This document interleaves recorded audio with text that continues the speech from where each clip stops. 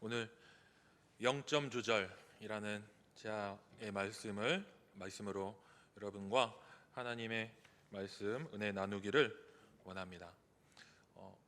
혹시 운동회 안 해보신 분 계십니까? 운동회. 이제 여름이 지나면은 가을이 오고 운동회가 찾아오잖아요. 그럼 운동회의 꽃은 어떤 종목일까요? 예? 개주요. 예. 근데 개주에서 이기면은 상품을 나눠 갖잖아요. 그래서 개인 종목으로 따지면 운동회의 개인 종목의 꽃은 100m 달리기가 아닐까 싶습니다. 제가 처음 초등학교 들어갔을 때에 운동회란 것을 처음 했는데요. 그런데 제 기억으로는요, 그 당시에 운동회 100m 달리기를 하면은 반 선생님들이 반 친구들을 막 6명씩 세웁니다. 그리고 나서 땅 하면 달리는 거예요. 내 옆에, 우리 반 옆에 친구. 형평성도 없어요. 키 작은 애, 키 큰 애, 키 작은 애 그냥 쭉 서갖고 막 달리는 거예요. 그러면은 그 중에서 1등 들어오는 애 어떻게 하는지 아십니까? 정육점에서 도장에다 고기에다 도장 찍듯이 1등, 2등, 3등 이렇게 도장을 찍어줘요. 그러면은 1등은 공책 몇 개예요? 예. 2등은요? 3등은요? 4등, 5등, 6등은요? 그 학교는 자비가 없는 학교고요. 하나씩은 줬어요. 그런데 이 공책 받는 게 기쁜 게 아니라요, 막 달리면은요, 초등학교 제가 그 당시에 막 달리면은요, 결승 골인 지점에 누가 있었는지 아세요? 예, 엄마가 기다리고 있는 거예요. 그러니까 그 피니시 라인을 딱 끊는 것에서 끝나는 게 아니에요. 그 피니시 라인을 딱 끊는 그 순간에 1번 레인에 내가 서 있으면 1번 레인에 엄마가 서 있는 겁니다. 그러면은 막 달려갖고 그 레인을 딱 끊고서 엄마 품에 딱 안기면은 이게 게임이 끝나는 거예요. 그런데 제가 2학년 때인가 3학년 때인가 달리기를 했어요. 근데 제가 빨리 컸거든요. 키도 크고 등치도 크고. 그러니까 막 달리기에다 어깨 싸움 하면은 막 애들이 막 튕겨 나갔어요. 근데 막 달렸어요.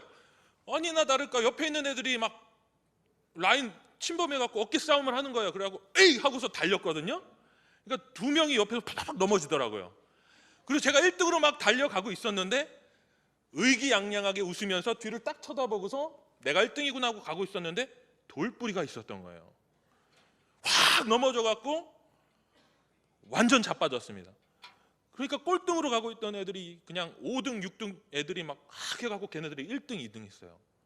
그리고 나서 제가 친 애들이 먼저 일어나고 막 달려가는 거예요. 그래서 꼴등으로 들어갔어요. 그런데 제 기억에 꼴등이다, 망했다, 공책 한 권, 이 생각은 하나도 안 들었어요. 딱 들어갔을 때에 누가 기다리고 있었냐면은, 누가 기다리고 있었죠? 엄마가 기다리고 있잖아요.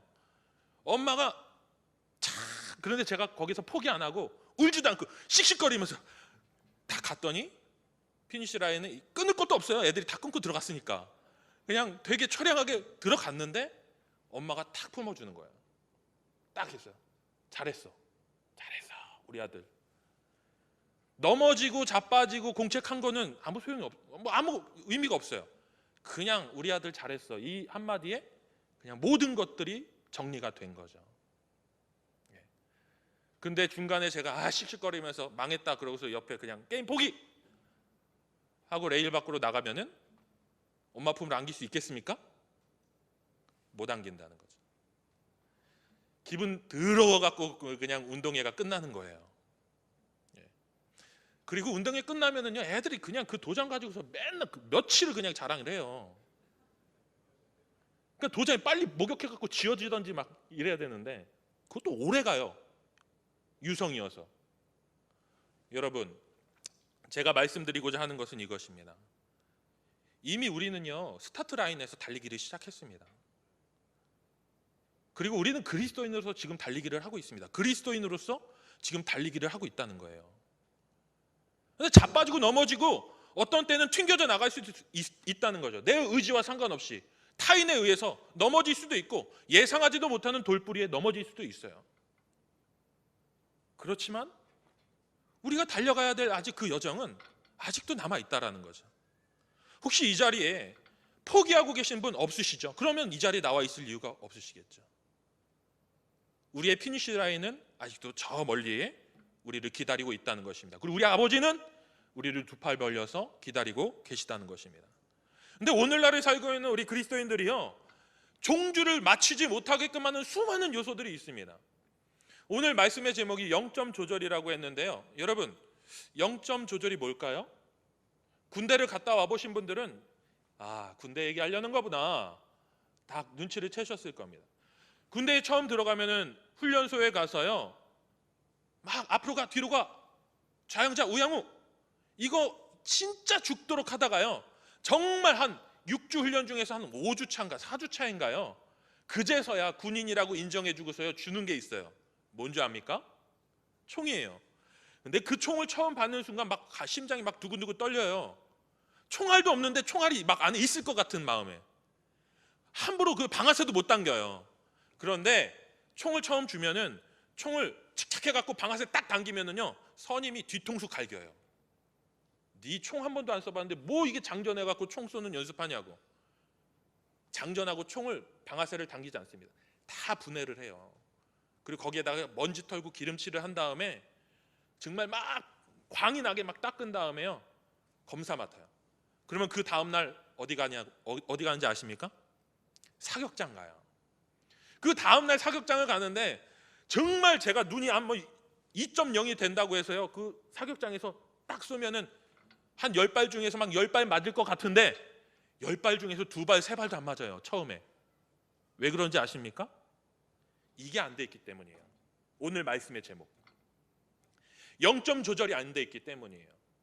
이 총과 내 눈과 관역이 딱 맞아 떨어져야지, 아무리 안경 쓴 사람이고 난시가 있어도요, 그 0점 조절 잘 돼 있으면요, 눈 아무리 두꺼운 안경 쓰고 있는 사람도요 열에 9발도 맞추고 10발도 맞히더라는 거예요. 근데 0점 조절이 아무리 안 돼 있는, 눈이 아무리 좋아도요 0점 조절이 안 돼 있는 사람들은요 한번 10발 그냥 맞춰도 막, 어떤 친구들은요 잘못해갖고 난사 다다다다다 해도요 한 발도 안 맞아요. 0점 조절이 안 돼 있으면. 제가 말씀드리고자 하는 것은 이 시대를 사는 그리스도인들이요 0점 조절이 안 돼 있는 상태로 신앙생활하는 분들이 너무 많이 있다는 것입니다. 그리고 0점 조절의 필요성도 모르고서 신앙생활하고 있는 이들이 너무 많이 있다는 겁니다. 자, 옆에 계신 분에게 집사님은, 권사님은, 장로님은 0점 조절이 돼 있으십니까? 한번 여쭤보세요. 0점 조절이 뭐야? 아마 그러실지도 모르겠어요. 제가 여러분들이 0점 조절이 돼 있는지, 아니면 0점 조절을 하고 있는지 안 하고 있는지, 돼 있는지 안 돼 있는지 한번 오늘 말씀을 통해서 여러분들이 스스로를 진단할 수 있는 오늘 시간이 될 수 있기를 바랍니다. 여러분, 이 시대를 사는 많은 사람들이요 0점 조절이 안 돼 있다 그랬는데요, 그 말은 무엇이냐면요, 하나님의 말씀과 세상의 소리와 그 중에서 무엇이 진리이고 무엇이 정답인지를 분간하지 못한다라는 겁니다. 그리고 무엇을 쫓아가야 되는지 스스로 판단할 수 있는 능력을 상실해버린 시대에 살고 있다라는 것입니다. 신학자 중에서 칼바르트가 이렇게 얘기했어요. 한 손에는 성경을, 한 손에는 신문을.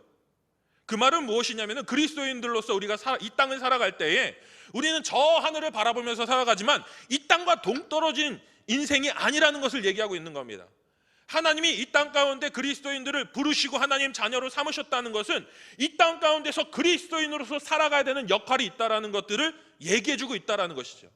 한 손에는 성경을, 한 손에는 신문을. 한번 물어보겠습니다. 이번 주에 신문 본 사람? 이번 주에 성경책 봐보신 분? 신문도 안 보고 성경책도 안 보셨어요? 다시 한번, 이번 주에 나는 신문을 한 번이라도 봤다 하시는 분들 손 들어보세요. 이거 자랑하셔야 되는 거니까. 인터넷 신문도 괜찮아요. 조중동 상관없습니다. 무엇이든 내 취향에 맞는 신문, 기사 나는 읽어봤다 하시는 분들 손 들어보세요. 야, 이렇게 사회의 문제에 관심이 많으세요. 자, 나 이번 주에 성경을 봐봤다. 정말 오래간만에 성경 본 사람도 다 쳐줄게요. 성경 봤다 하시는 분들. 예, 보니까 다 성경 보시고 다 신문 보셨어요. 자, 그러면은 지금 내 마음 가운데 성경이 더 많이 자리 잡고 있습니까? 아니면은 신문의 기사가 더 많이 자리 잡고 있습니까? 누가 열애설 났더래, 누가 욕했다더래, 누가 빚 졌는데 빚 안 갚았다더래. 이 신문의 기사가 내 머리에, 내 마음에 더 많이 자리 잡고 있고 내 입에 더 많이 오고 갔다. 성경의 말씀보다 세상의 소리가, 세상의 기사가 내 주요 화제거리가 됐다면은 세상적으로 많이 기울어 있다는 겁니다. 내 귀가, 내 마음이, 내 관심이 세상 쪽으로 더 많이 기울어 있다는 것입니다. 그런데 내가 오늘 읽었던 말씀, 내가 이번 주 읽었던 말씀이 자꾸 내 마음에 맴돌고 나를 자꾸 강권하여 이끄는 듯한 느낌을 받았다면은 하나님이 주도권을, 내 마음의 주도권을 갖고 계시다라는 겁니다. 그런데요, 이런 분들이 있어요. 내가 이 기사를 읽었는데, 내가 성경을 딱 읽었는데 그 성경의 말씀이 이 기사를, 이 사건을, 이 사회적인 문제를 막 해석하는 거예요. 내 신앙적인 관점과 내 신앙적인 어떤 가치관과 하나님이 나에게 주신 어떤 말씀의 지혜가 이 사회의 모습들을, 이 기사를 막 해석하고 나에게 깨닫게 하고 하는 역사들이 일어난다는 거예요. 바로 이것이 바로 그리스도인들이 말씀으로 세상을 보는 눈을 가지고 있는 그리스도인들의 모습이라는 거죠. 말씀 따로, 기사 따로, 세상의 또 소리 따로, 하나님이 주시는 말씀 따로가 아니라 하나님이 주시는 말씀이 세상을 보게 하고 세상을 판단하게 하고 세상에 흘러가는 것들을 관통하게 하고 뚫어보게 하는 역사가 일어나는 것들, 바로 그것이 그리스도인들이, 오늘날을 살고 있는 그리스도인들이 말씀을 통해서 세상을 진단한다는 것입니다. 근데 그것이 안 된다는 거예요.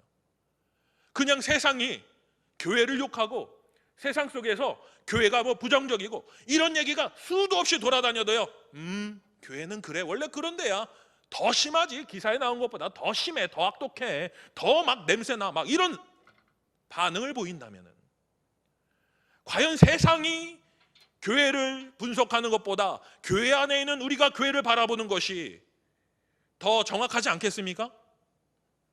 그런데 수많은 왜곡된 이야기들이 너무도 많이 흩어져 다니고 우리의 귀에 들려오고 함에도 불구하고 우리는 그것을 어떤 비판도 하지 않고 분간도 하지 않고 걸러내지도 않고 다 받아들이고 있다는 거죠. 그것이 마치 사실인 것 마냥. 그리고 오늘날을 살고 있는 우리 그리스도인들이 가지고 있는 아주 큰 문제들이 있는데, 그것은 무엇이냐면은 정의의 기준을 상실했다라는 것입니다. 정의의 기준을 상실했다라는 것입니다. 제가 이 이야기는 좀 오래된 이야기지만 여러분들에게 좀 들려드리고자 합니다. 여러분, 한나 아렌트라는 사회 철학가가 있습니다. 여성분이십니다. 근데 이분이요, 책을 썼는데 이 책의 제목이 뭐냐면은 예루살렘의 아이히만이라는 제목의 책을 썼습니다. 혹시 보신 분 계실지 모르겠습니다. 한 40년도 더 된 책이니까. 예루살렘의 아이히만이라는 책을 썼는데요, 주제는 이것입니다. 이 칼 아돌프 아이히만이라는 나치 전범을 재판하는 과정을 다루고 있는 책입니다. 그런데 그 과정 가운데에 6명의 심리 전문가들이 이 재판을 하는 과정 가운데서 이 사람을 분석한 내용을 얘기하고 있는 것입니다. 여러분, 만약에요, 여러분, 이 아이히만이라는 사람은 나치 장교 중에서도 뭐 높은 지위에 있는 사람이 아닙니다. 중급? 중간 정도에 있는 사람이라고 보면 됩니다. 이 사람이 주로 했던 일이 어떤 일이냐면은 유대인들을요, 그 수용소로 이송하는 이송 책임을 했던 사람, 이송 책임자였습니다. 그러니까요, 이 사람들이 수용소로 이동하는 그 과정 가운데 이것을 주관했고 관할했던 사람이에요. 그런데 이 사람이요, 어떤 전범으로서, 그러니까 유대인들 600만이나 되는 유대인들의 학살의 주범으로서 딱 재판에 섰을 때에 온 세계가 집중을 했어요. 온 세계가 집중했는데 왜 집중을 했냐면 철면피라는 거예요. 인간이 아니라 짐승이라는 거예요. 이 사람이 한 행동으로 인해서 수많은 유대인들이 죽음을 당했다라는 거죠. 이 사람이 주된 범죄자라고 이제 다 이렇게 겨냥을 하고 재판을 주목하게 됩니다. 영화까지 만들었습니다. 아이만 쇼라는 영화까지 만들어졌어요. 그런데 이 한나 아렌트라는 이 젊은 여성 학자는 이렇게 얘기했어요. 많은 세계의 많은 사람들이 주목하는 것처럼 이 아이히만이 정말 짐승인가 악마인가. 그 6명의 심리학자들이 이 사람을 만나서 면담하고 치료하면서 이런 대화를 하는 과정 가운데 이 한나 아렌트가 그 취재도 하고 인터뷰도 하는 가운데서 결론을 내렸는데, 어떤 결론을 내렸냐면 이 사람은 그냥 평범한 사람이다.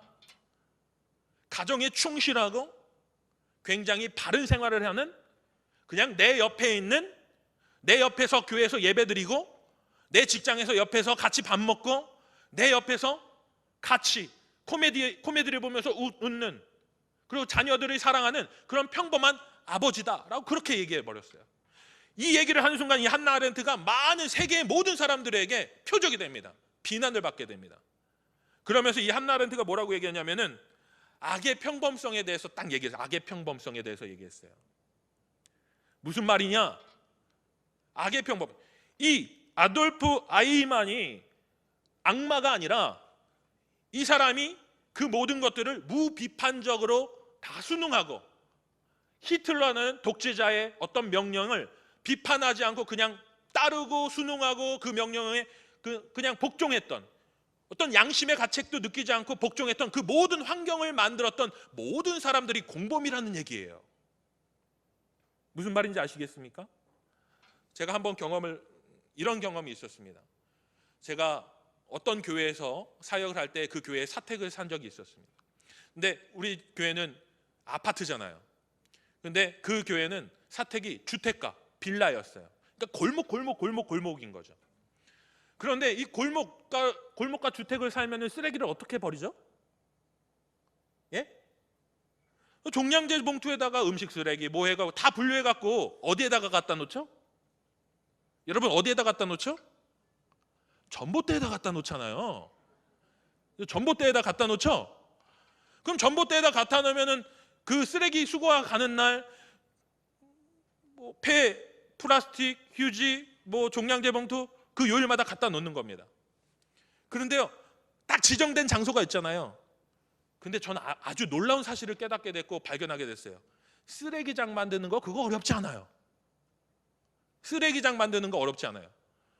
약속된 그 전봇대가 아니라 다른 곳에다가 그 쓰레기 종량제 봉투를 한 달만 꾸준히 갖다 놓으면은 거기가 바로 쓰레기장이 됩니다.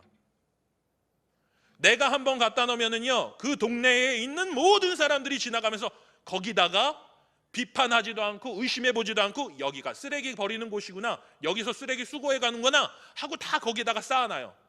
그러면 어느 순간 옆집 그 담장에 쓰레기가 수북히 쌓이게 돼요. 그러면은 이 쓰레기 수거하는 아저씨들이 그 쓰레기 가져갑니까? 안 가져가요. 그럼 그 쓰레기가 한 달, 2달 쌓이면 어떻게 되죠? 파리가 꼬여요. 그러면 그 쓰레기 누가 치웁니까? 그 집 주인이 모발 하면서 치우는 거예요. 아주 쉬운 일이죠. 그러면 그 쓰레기장은 누가 만들었습니까? 한 사람이 시작했지만 그 쓰레기장, 그 전봇대에다가 쓰레기를 놓은 수많은 사람들이 비판하지 않고 거기에다 쓰레기를 놓은 결과가 바로 거기에 쓰레기장이 만들어지게 된다는 것이죠. 여러분, 그렇습니다. 악의 평범성이란 누구 한 사람이 악마이고 정말 죽여야 되는 사람이고 처벌받아야 되는 사람이, 그 한 사람이 존재해서 그 모든 참혹한 일들이 벌어지는 것이 아니라 그것을 무비판적으로 이 사회의 조직 안에서 그것들을 순응하고 받아들이고 암묵적으로 동의한 수많은 사람들의 동의 속에서 이 모든 일들이 벌어지고 만다라는 것입니다. 그런데 오늘날을 살고 있는 그리스도인들, 하나님의 말씀을 바라보고 이 시대를 바라봐야 하는 우리도 무비판적으로 이 시대를 바라보고 있지는 않습니까? 언론에서 말하는 무엇이 정의다, 무엇이 정답이다, 무엇이 참된 것이다, 우리는 이것을 따라야 된다, 이 이념을 따라야 된다라는 수많은 이야기들 가운데 우리가 과연 그것을 하나님의 말씀의 진리의 검을 두고 그것을 진단하고 판단하고 그 안에서 우리가 그것들을 바라보고 있느냐? 그렇지 않다라는 거죠. 그냥 받아들이고 있다는 겁니다. 그래서 어떤 일이 벌어지는지 아십니까? 상처받지 말아야 되는 사람이 상처받고, 죽지 말아야 되는 사람이 죽고, 돌봄받아야 되는 사람들이 외면당하는 이 시대가 되었다라는 것입니다. 그렇다면은 우리에게 아주 큰 책임이 있다는 것들 우리는 통감하지 않을 수가 없다는 것이죠.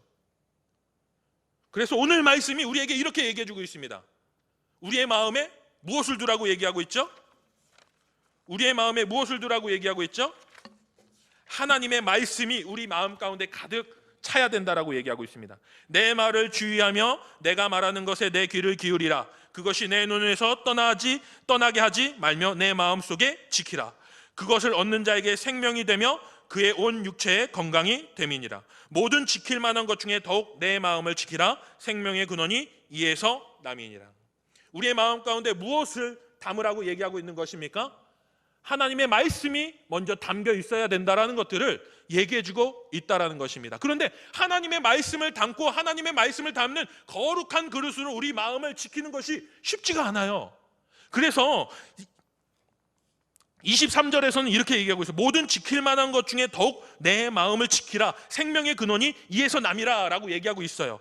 더욱 네 마음을 지키라 라고 얘기하고 있는데, 이것을 원어적으로 해석하면은요, 여러분들이 그냥 한국어로 이렇게 나와 있는 개역개정판 성경으로 우리가 읽었을 때에는 모든 지킬 만한 것 중에서, 수많은 다양한 값진 것들 중에서, 수많은 귀중한 것들 중에서 정말 지켜야 될 게 있어.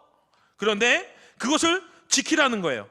그러면 그것을 지키면은 내가 생명을 얻게 된다, 이렇게 해석하시는 분들이 많으실 거예요. 그런데 원어적으로 해석하면은 그렇지가 않습니다. 모든 지킬 만한 것 중에서, 여기서 모든 지킬 만한 것을 원어적으로 해석하면은 감옥이에요. 감옥이라는 단어로 표현돼요. 뭐라고요? 감옥이라는 단어로 표현돼요. 그리고 내 마음을 지키라. 생명의 근원이 이에서 남이니라. 그래서 생명의 근원은 원어적으로 해석하면은 생명의 통로가 됩니다. 그러면은 감옥과 생명의 통로를 여기에다 넣어보면은 이런 뜻이 됩니다. 내 마음을 감옥으로 지켜라. 내 마음을 감옥으로 지켜라. 그리고 내 마음을 감옥으로 지켜라. 생명의 통로가 여기에 있다. 이렇게 해석이 된다는 거예요. 너의 마음을 철장으로 지켜라. 감옥으로 지켜라. 거기에 너의 생명의 통로가, 너의 생명의 키가 있다. 이렇게 얘기하고 있어요. 그럼 이것을 오늘날 우리가 이해할 수 있도록 해석한다면 무엇입니까? 너의 마음 주변에다가 철조망을 두르고 철망을 두르고 무엇인가 너의 마음에 틈타지 못하도록 견고하게 지켜내라. 그것만이 너의 생명의 키가 된다. 너의 생명을 지킬 수 있는 유일한 방법이다 라는 뜻이라는 겁니다. 그러면 이렇게 얘기할 수 있죠. 간단하게 우리의 마음을 지키는 것만이 우리의 생명을 지키는 것이다 라는 뜻이 된다라는 겁니다. 그만큼 여러분, 우리의 마음을 지금 우리가 지키고 있냐라는 것이죠. 그만큼 철저하게 사력을 다해서 내 마음에 있는 하나님의 영을 우리가 지켜내려고 노력하고 있냐라는 것입니다.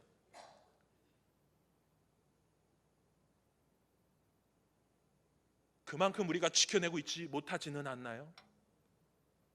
수많은 생각들과 수많은 세상의 질투와 원망들이 우리의 마음에 수시로 그냥 비밀 통로처럼, 비상구처럼 열었다 닫았다 열었다 닫았다 아무 때나 들어왔다 나갔다 들어왔다 나갔다 하고 있지는 않습니까?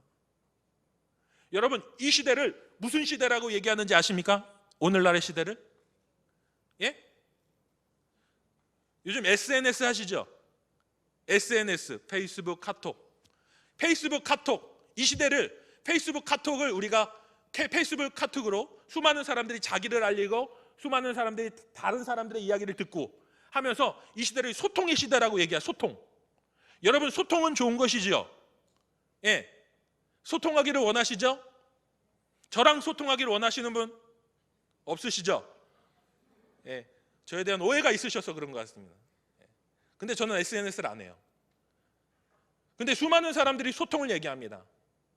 세상과 소통해야 된다. 세대 간 소통해야 된다. 타종교와도 소통해야 된다. 얘기합니다. 물론 소통해야겠죠. 소통은 해야 됩니다. 소통하지 않아서 전쟁이 일어나고 다툼이 일어나고 살상이 일어난다면은 우리는 생명을 죽이는 것보다 대화하는 것을 선택하는 것이 맞습니다. 그러나 소통이 좋을까요? 과연 소통이 다 좋은 것일까요? 그것은 아니라는 것이죠. 하나님은 우리에게 지켜야 될 것을 주셨다는 것을 잊지 마시기 바랍니다. 우리에게 지켜야 될 영역과 지켜야 될 소중한 보화를 분명히 주셨다라는 것들을 우리가 망각해서는 안 된다라는 것입니다.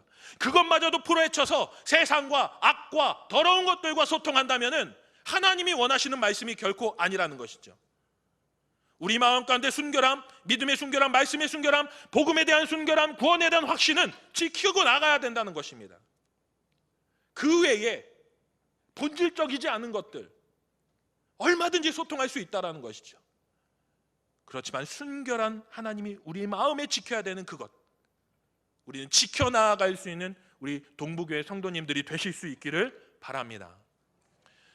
그렇게 우리가 신앙생활을 하니 우리가 진지하게 혹은 우리가 냉철하게 이 시대를 말씀으로 분별하고 판단하고 우리가 진단할 수 없기 때문에 여러분, 우리 안에 있는 우리 믿음이 온전한 믿음인지 잘못된 믿음인지, 내가 믿음을 이용하고 있는지, 나의 사역을 위해서 말씀을 잘못 해석하고 있는지도 모르는 성도들의, 우리들의 모습이 있다라는 것들을 여러분, 우리는 인정해야 합니다.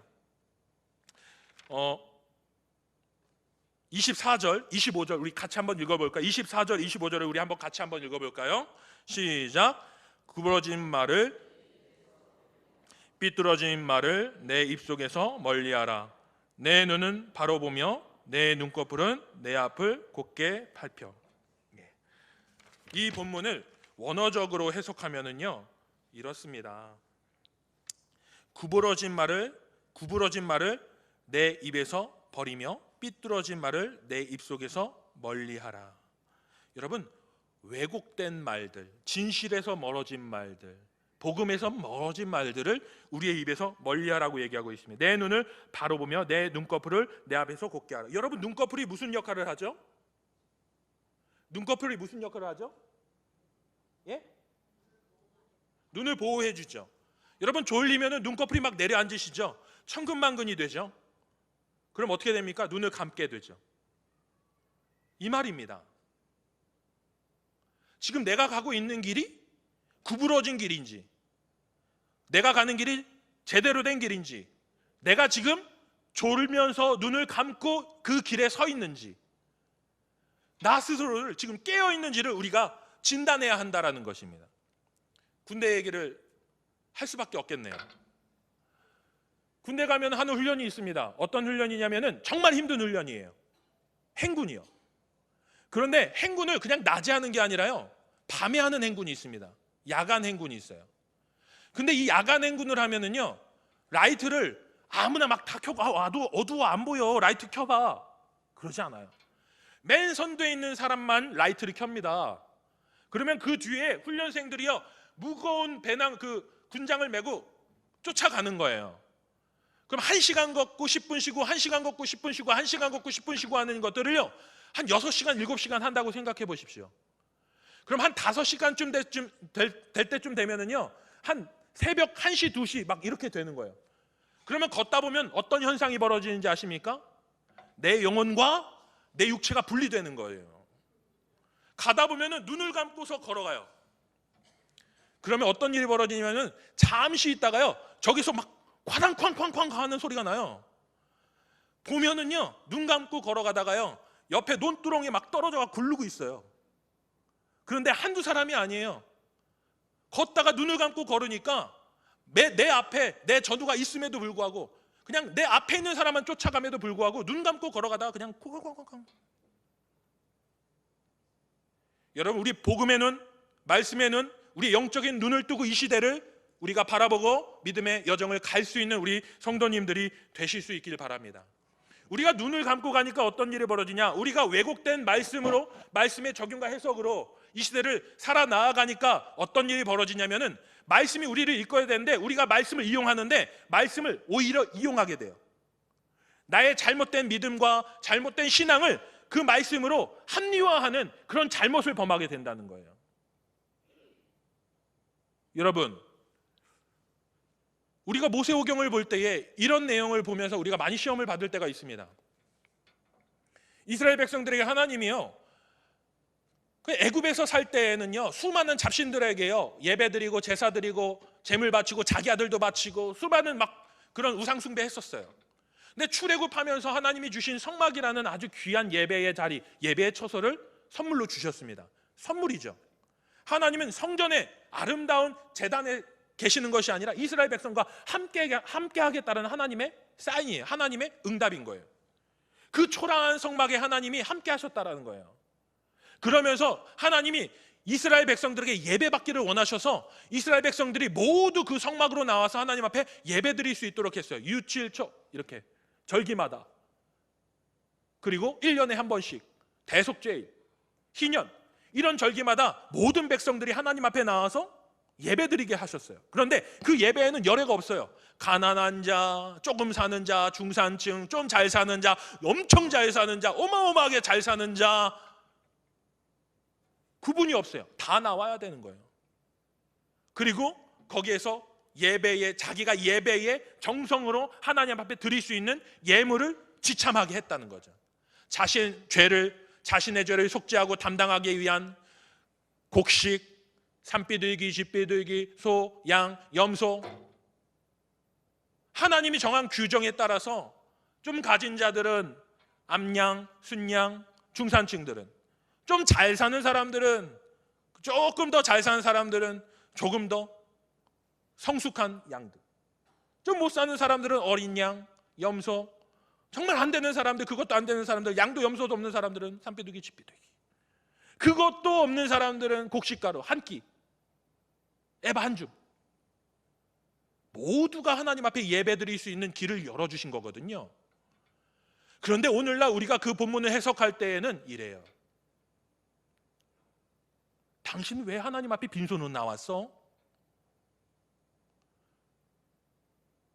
오늘날 하나님이 그 이스라엘 백성들에게 주셨던 그 예배의 원리와 의미를 전혀 이해하지 못하고 다 싹까먹고 당신 왜 그렇게 해? 만약에 우리가 그렇게 말씀을 적용한다면요, 하나님이 이스라엘 백성들을 향하셨던 그 복음의 의미를 우리가 빼먹어버린 겁니다. 근데 오늘날도 우리가 서로를 그렇게 바라보면서 우리가 믿음 생활하고 있다면은 그것은 복음의 원리에서 멀어져 있다는 거예요. 하나님이 우리에게 주신 말씀을 우리의 삶에, 우리의 앞날에, 우리가 나아가는 여정에 온전히 적용할 수 있는 영적인 눈과 말씀의 해석을 가질 수 있는, 영적인 지각을 가질 수 있는 우리 동부교회 성도님들이 되실 수 있기 바랍니다. 그때에 어떤 일이 벌어집니까? 우리가 온전히 내 옆에 있는 형제를 존귀한 자로 여기는, 존귀한 자로 바라볼 수 있는, 정말 귀한 자로 바라볼 수 있는, 천하보다도 귀한, 예수님이 저 사람을 위해서 왜 십자가에 달렸는지가 이해되는 그런 놀라운 역사가 있게 될 줄로 믿습니다. 한 가지 더 말씀드리겠습니다. 오늘 우리가 범하는 잘못 중에 정말 이거는 좀 우리가 피했으면 좋겠습니다. 저 사람의 믿음이 이 정도고 내 믿음은 이 정도. 여러분, 이 관점에서 우리는 탈피해야 합니다. 믿음은요, 컵 안에 담겨있는 이만큼의 양, 이만큼의 양, 이만큼의 양으로 우리는 절대로 가늠할 수 없기 때문입니다. 인간은 내 옆에 있는 사람의 믿음을 컵에 담겨있는 물로 절대로 가늠할 수 없습니다. 측량할 수가 없다라는 겁니다. 우리가 영혼의 존재를, 우리가 가지고 있는 지식과 우리가 가지고 있는 과학으로 영혼의 존재를 우리가 증명할 수 없는 것처럼 믿음의 분량도요, 우리 눈으로는 절대로 측량할 수 없다라는 사실입니다. 그래서 내 옆에 있는 사람들을 바라볼 때에, 우리가 믿음으로 바라볼 때에 우리는 내 옆에 있는 사람을 바라보는 것이 아니라 나 스스로를 바라보는 것밖에 할 수 없는 자들임을 인정해야 합니다. 여러분, 우리가 선량한 의도에서 나의 믿음의 어떤 관점으로 누군가에게 좋은 일들을 할 때가 있습니다. 근데 그 좋은 일들이요, 내 관점으로, 그냥 내 신앙의 기준으로 우리가 행할 때가 있죠. 선량한 이타주의, 제가 아까 우리 교사 모임할 때 잠깐 얘기했던 적이 있었는데, 선량한 이타주의라는 말 들어보신 분 있으신가요? 경솔한 이타주의란 말 들어보신 분 있으십니까? 오늘 이 말씀하고 말씀을 마무리하려고 합니다. 선량한 이타주의와 경솔한 이타주의가 있다고 합니다. 우리 교회 안에서도요, 우리가 이런 잘못을 범하고 있기 때문에 여러분 좀 귀담아 들어주셨으면 합니다. 말씀으로 우리가 온전히 서 있지 않으면은 우리가 이런 일들을 한단 말입니다. 1989년도에 트래빌스라는 사람이 있습니다. 이 사람이 농업 박람회에 갔는데 1989년이니까 꽤 됐죠. 농업 박람회에 갔는데 거기에서 요니스투라는 사람이 무엇인가 아주 기발한 것을 하나 발명해냈는데, 그것이 무엇이냐면은, 여러분 놀이터에 가면 옛날에 막 뺑뺑이라는 거 아시죠? 뺑뺑이. 애들이 매달려고 막 뺑뺑 도는 거. 뺑뺑 도는 거. 그거에 착안을 해서 이 사람이 어떤 걸 만들었냐면은 무동력. 그냥 아이들이 놀이터에서 놀면은 그것이 동력이 돼서 펌프가 돼갖고 멀리 있는 지역에 있는 우물에서 물을 끌어올 수 있는 그런 펌프를 개발해낸 겁니다. 여기에서 그것을 농업 박람회에서 발견해낸 거예요.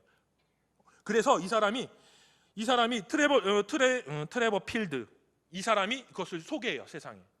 그랬더니 세상이 난리가 났어요. 당시 빌 클린턴 대통령이 이제 대통령 할 때였나 봐요. 그 미국에 있는 사람들이 난리가 났어요. 이건 아주 획기적인 것이다, 혁신적인 것이다. 이 기술을 아프리카에 있는 원주민들에게 제공하면 되겠다. 왜요? 길을 만들죠. 조금만 아이들이 놀이터 만들어주죠. 아이들이 놀면서 거기서 놀기만 하면은 멀리 몇 킬로에 있는 그 우물에서 물이 끌어다가 공급해 줄 수 있으니까. 완전히 기발하잖아요. 그랬더니 그냥 대통령이고 뭐 NGO 단체고 거기 미국의 유명한 가수들이고 다 내가 동참하겠다고, 내가 공연한 그 기금 거기에다가 기부하겠다. 수천억이 모였습니다. 그리고 나서 아프리카로 그냥 의기양양하게 가갖고 아프리카의 마을마다 이 펌프의 이름이 뭐냐면 플레이 펌프라는 이 펌프를 다 달아줬어요. 수 킬로미터 있는 그 우물에다가 이 펌프의 호수를 연결해서 아프리카의 그 마을마을에다가 이 뺑뺑이를 설치해 준 거예요. 그런데요, 여러분, 아프리카에 있는 애들 그 땡볕에 그 뺑뺑이 그 얼마나 돌리겠어요? 예?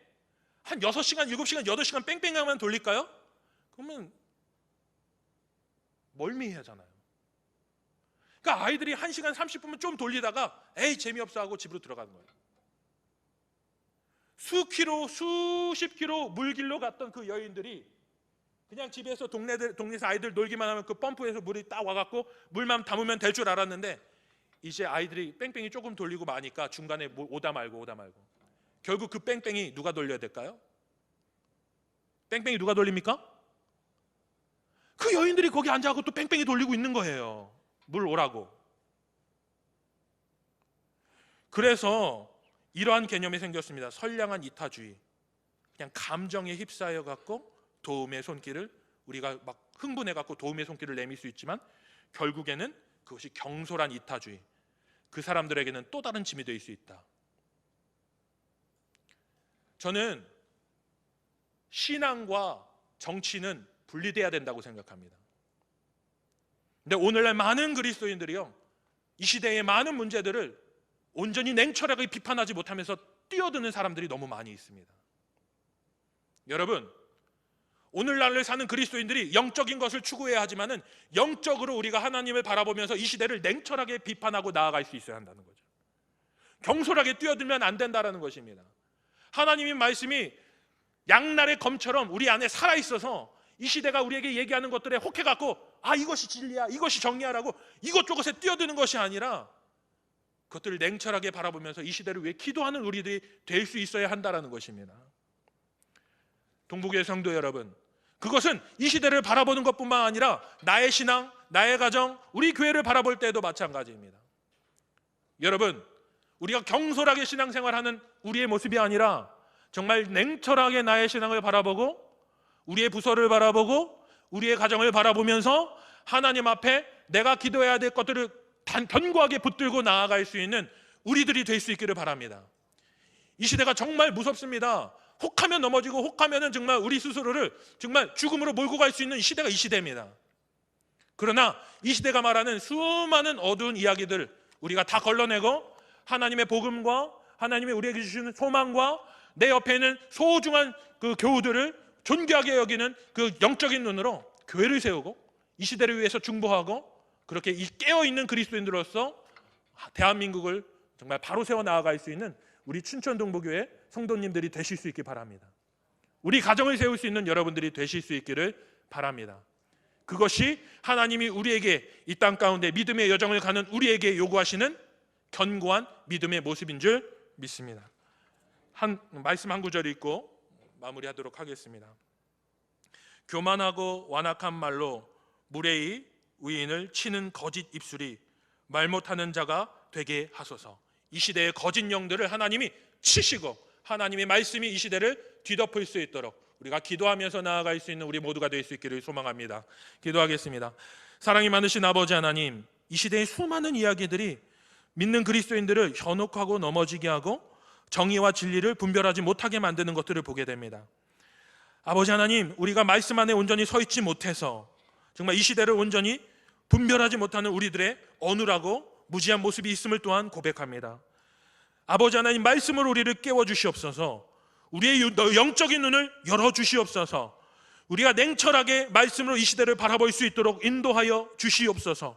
우리가 앞을 바라보는 자들이 아니라 하늘 바라보면서 소망을 품고 나아가는 자들 되게 하여 주시옵소서. 그래서 우리 교회를 든든히 세우고 우리 가정을 든든히 세우고 이 나라를 위해서 중보하며 나아가는 우리 춘천동부교회 모든 성도님들 될 수 있도록 인도하여 주시옵소서. 감사하며 예수님의 이름으로 기도합니다. 아멘.